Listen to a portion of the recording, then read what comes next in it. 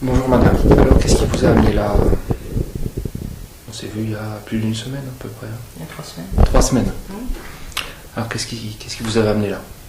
Ce qui m'a amené là, c'est une phobie des serpents reptiles, sous quelque forme qu'ils soient, que ce soit, bon, c'est des serpents vrais, mais c'est aussi des images de serpents, c'est le fait de ne pas pouvoir ouvrir un livre, un dictionnaire,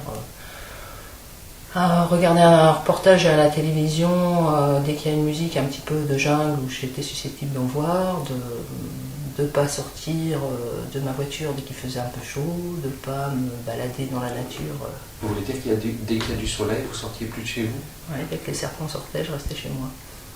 J'imagine que ça doit être assez sérieux parce que vous habitez dans un autre département, donc si vous venez là, avec une telle distance, c'est que ça devait vraiment vous poser problème quand même cette histoire. C'est handicapant parce que c'est handicapant au quotidien, on fait suite tout le monde parce que c'est pas question de laisser un magazine traîner ou quoi que ce soit, et puis c'est handicapant dans la mesure où je suis quelqu'un qui voyage quand même beaucoup, donc j'ai gâché une grande partie de mes voyages en faisant il y a plein de choses que j'ai pas fait parce que j'étais susceptible d'en voir.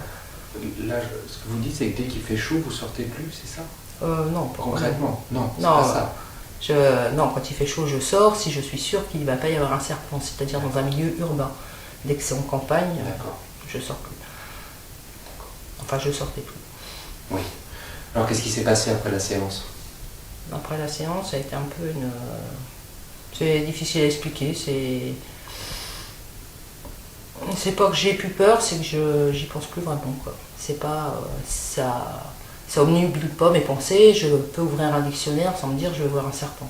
Par contre, c'est vrai que j'ai pas encore été confrontée à la vue directe d'un serpent, mais j'arrive à reprendre un magazine, à écouter, à passer devant la télévision, même s'il y a une musique, une bande son qui est susceptible d'évoquer des scènes où il pourrait y avoir des serpents. Et c'est quand même beaucoup plus simple. Vous me parliez, je crois, aussi de sursaut, hein, par moment. Oui, de sursaut, oui. C'était quoi, ces sursauts? Les sursauts, c'est des sursauts à l'endormissement, c'est parce que c'est des images qui reviennent et qui, vraiment au moment où on s'endort... Des images qui s'imposent à vous, hein. Qui s'imposent, oui. Et qui amènent un sursaut. Qui amènent un sursaut. C'était tous les jours, ça? Oui.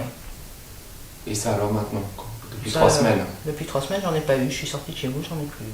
Plus un seul sursaut? Non. Vous avez vu, on a fait des séances, je vous ai dit quasiment aucun mot. Hein. Non. On a juste travaillé sur les points de résonance, c'est tout. Hein.